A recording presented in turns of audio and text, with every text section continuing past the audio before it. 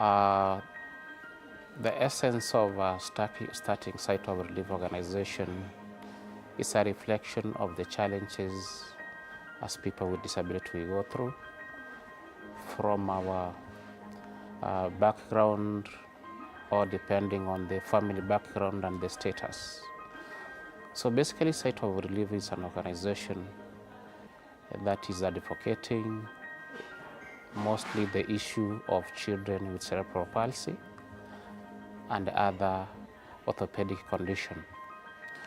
So the essence of starting the organization is through the challenges these children are going through in accessing the healthcare services, in accessing education, and also the entire livelihood when you look at the family and the entire collective household.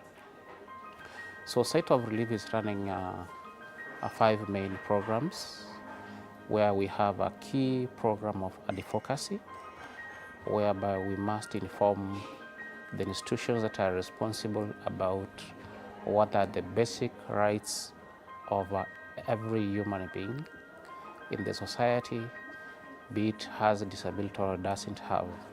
Those are the basic fundamental rights of human, and also from the perspective of children. Also, we talk about rehabilitation services.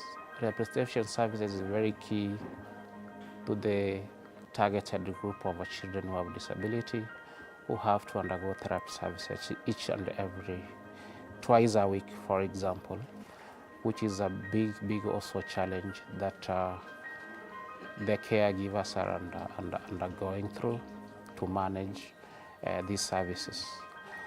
And also on that aspect, when we talk about therapy, we're talking also the parents themselves undergo what we call mental health cases or challenges, where as an organization on that therapy, we have psychosocial support program, which actually looks into the health or the mental health of these parents. How can they be able to be put into a stable condition, so that they can be able to also, as they manage the child who has the condition, disability condition, also how can they be able to be stabilized on any kind of decision that they make. And also we have capacity building. When you look at the entire household of this home, the child is under 24 care. There are those expenses that comes with the condition. The kid must be on daily medication, must be on diaper each and every time, must undergo therapy, and also special diet meals. And looking at that situation, this caregiver is not employed, even cannot be able to move from the home to go and get the meal for the rest of the children and the home, and even it becomes more challenging to pay even rent. So on that aspect, we saw it's very important to empower the caregiver. In terms of capacity building, we look into 2 capacities, where a parent is being upskilled. At least he can be able to have some skills that can be able to allow her or him at least to have generating income, at least to subsidize or to be able to manage some of the items that this child requires in the house. And also we have the capacity building now directly targeted to the child who has the disability. Once a child has gone through the therapy services, there are those who respond, and then they have unique talents. So we are keenly looking how we can be able to nurture the talent of these children who are very special. Some of them are good singers. They can be able to do other co-curricular activities. So we try to look at how can we be able to nurture the unique talents within the children, and at least at the end of the day, they'll be able to have a better livelihood. And we cannot be doing this alone in the aspect of as an organization. Partnership is the key role that actually makes each and every organization work around.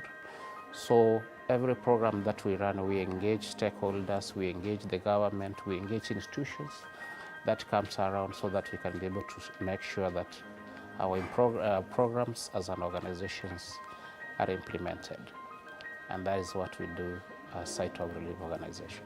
When we talk about the focus on the rights of persons with disability, a person with disability is not limited. A person with disability, our constitution has clear mandate, has clear rights, how each and every person is supposed to be handled.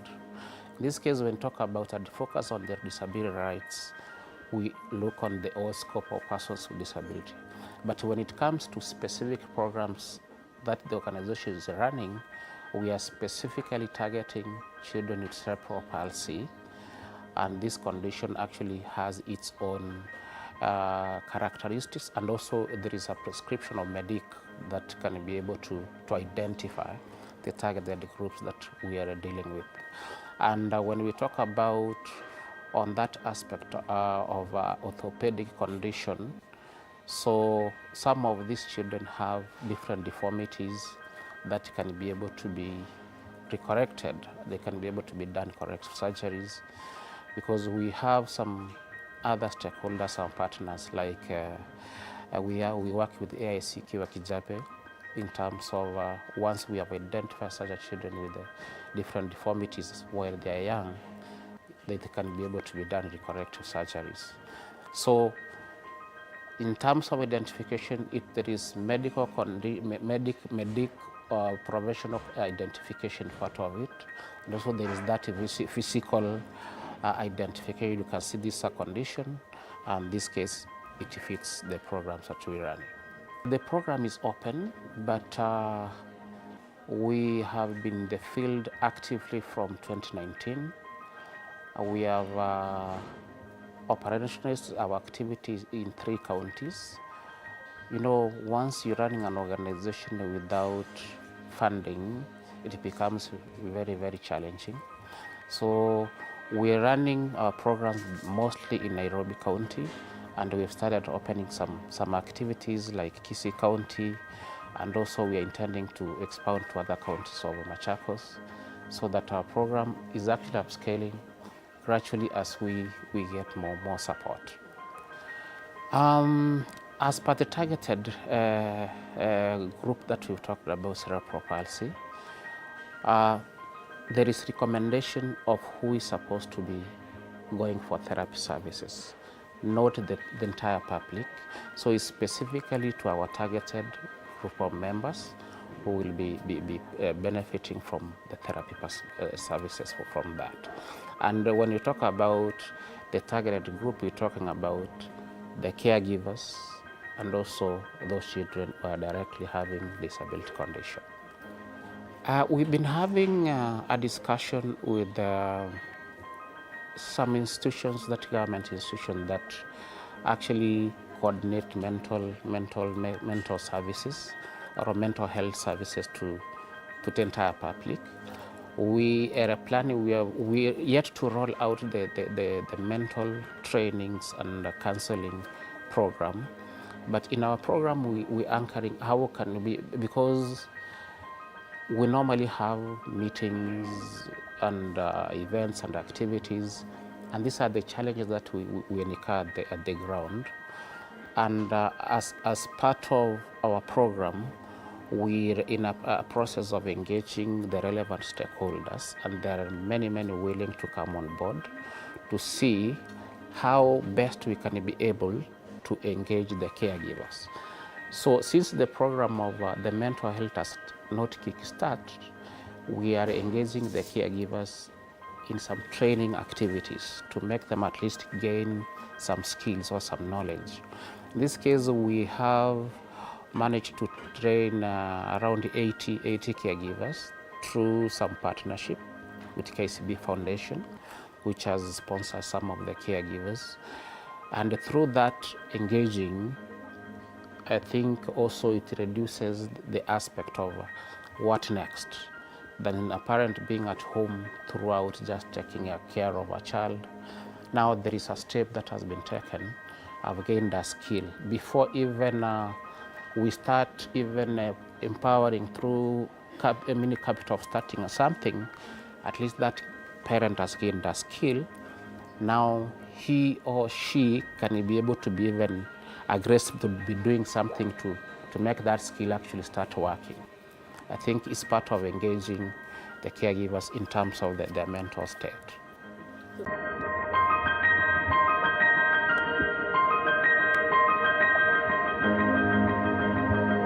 You are watching TV47, the home of untold stories. Life ina move fast, una hustle, una work hard.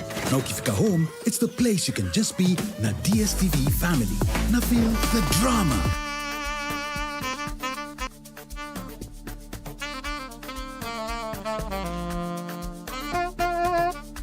For the biggest of guests, from politicians to entertainers to content creators to whichever kind of a person you want to think that you'd want to see on the show, this is the place to be.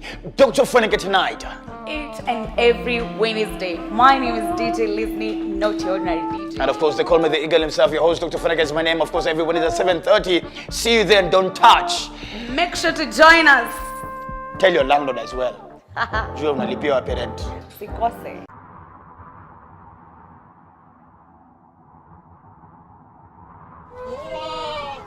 National Council has come up with, we call it a neurodiverse community. Neurodiverse community means all the conditions are related. When you see the challenges, a child with autism, a child with Down syndrome, a child with the spina bifida condition, there are those common denominators that merge them. So we are looking at it, how can we be able to work together with all the diverse conditions, which we call neurodiverse communities, and effect the programs. Because when you look at all these diverse conditions, they have the same challenges. So not only when we talk about we're looking at cerebral palsy, cerebral palsy is the highest percentage of the targeted groups that we are. But amongst that cerebral palsy condition, there are other parents who have those other children with other conditions. So any child who has a condition that is under neurodiverse, they are among of the programs that we are working with. So it's not limited. So the caregivers, we basically looking at on that scope, let me call it the neurodiverse scope, because we are specific on the kind of challenges and the target of the solutions that we want to achieve. Our program is anchored to see the caregiver has got a diaper for the beneficiary. The caregiver has received the therapy services for the child.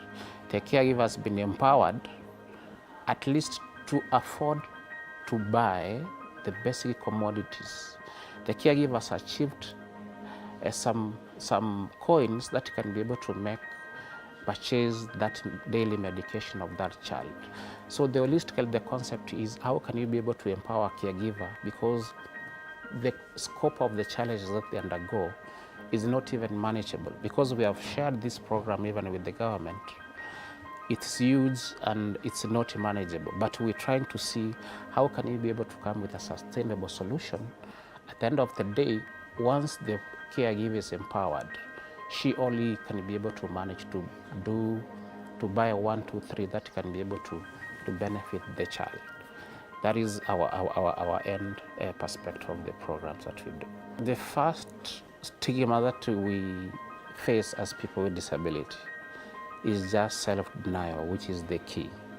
The moment you don't accept yourself with the condition that you are in, you will be stigmatized. So the moment you accept the condition and you start coming out, then the society will start noticing that this person, even if that condition is there, this person is good in 1, 2, 3. So as an organization, we first of all, we reached out to persons with disabilities themselves first, to appreciate and accept themselves. And once you become positive, then you become a self-advocate. That self-advocacy is now that what we're using as people with disability or we're using as people with the Insight of Relief organization now to take out the message. Like now, when I've mentioned about we're targeting to the talent of these special children. We want those children to be ambassadors. Through the unique skills, unique talent that they have is what is going to be spread outside there. So the community will be relating with that child or that person with disability with what that person does. Then the receptive from the society will be able to be received well. I think it's a strategy whereby us, the people with disability, we must appreciate ourselves, accept ourselves. Then the message that we're taking outside there is anchored or pushed with people with disability. I think that is the move that we have as an organization. To an extent, people are accepting in urban setups or in our former urban areas where we're staying in these towns, in cities. At least there's some sharing of the information, understanding that this condition is there. But we have the most serious challenges when we talk about the rural areas, whereby that stereotype is still very, very high to accept such a child who has that condition. And for the trips that we've gone outside there, still there is much that needs to be done. And also we want to thank the government is also trying to chip in a way to facilitate even other organizations to do more advocacy so that the reception of these members of disability within the society can be accepted. So there is a serious stereotype within our societies, within our homes, that aspect of children being locked, a child being put in a different room from the rest of the people. It is still there. But within time, I think we're just striving to the positive notch. Let me talk about the government through the representation of National Council of Persons, which as a body that actually is mandated for persons with disability. They are trying their best. And the best they're doing is actually limitation of the budget. They're trying the best as the budget that the government releases to the council, which is very minimal.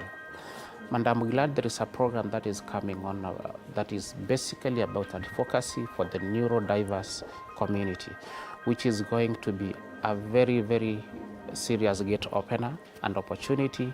We reach out to all those children who have been locked in the houses. So it's a plus. The government has realized that the stereotype is very high, and now the program that is upcoming about the advocacy and awareness creation. And actually the government is very keen and positive about advocacy must be the drive of every kind of the services that is going to be given to persons with disability. And also the other program of empowering the persons with disability, which we call economic empowerment, is also a very important program. Once groups or organizations or people with disability have been put them together, also that same government actually through the National Council facilitates them with some startup capital activity amount that actually allows them to start doing some income generation activities. And also through that perspective also, there is cash transfer programs which actually supporting the caregivers we're talking about. Even though it's little, but it is supporting from a point where you don't have, once it comes in, at least it covers some costs, maybe for example for purchasing medication for either a week or a month. But it's a good, positive way, but with an intention of requesting more money to be put in place so that it can be able to support such children who are on daily medication and these other services that are so essential. Our mandate as an organization, we want to see the capacity building of a child or a person with disability and a caregiver. Basically, we are interested in that child who has disability and the caregiver being, their capacity being boosted. So collectively, our program and the most challenge that we have is when, as we look at our targeted group, we have a serious challenge of accessing therapy services, which is the most key. We have very little care center, therapy centers for these parents to have those services. So if we can be able to have a way, we can be able to have many therapy centers within the residential areas of where our members are, it will be a great boost. Number two, which is a very serious need, and we like institutions or government to take action. These children of neurodiverse use medication each and every day, and the medication uses not less than 100 shillings. This parent is not working. So we're looking away how the government will be able to come with a program to waiver the medication for this community. Because when you look about the condition like communicable disease like tuberculosis, 0 rated.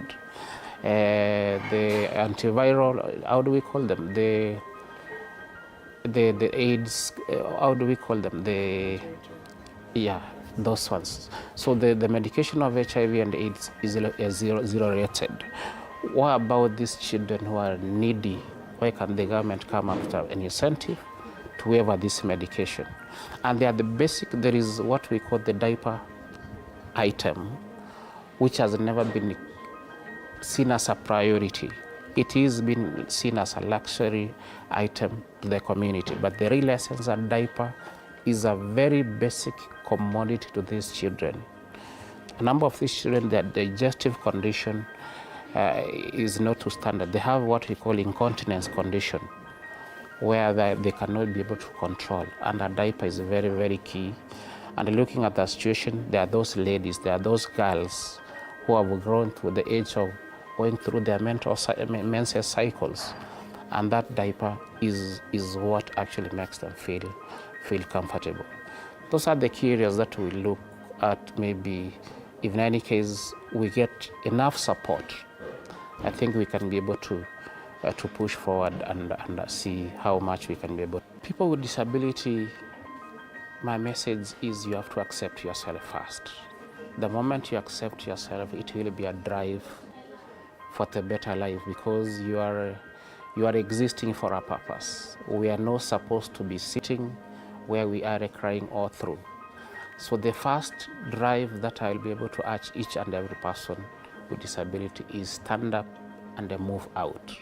Engage, just involve yourself within people with disability. Get courage, and then you'll be able to have a positive impression. The moment you start engaging is the moment you get more information that will be able to inspire the next move that you'll be able to move.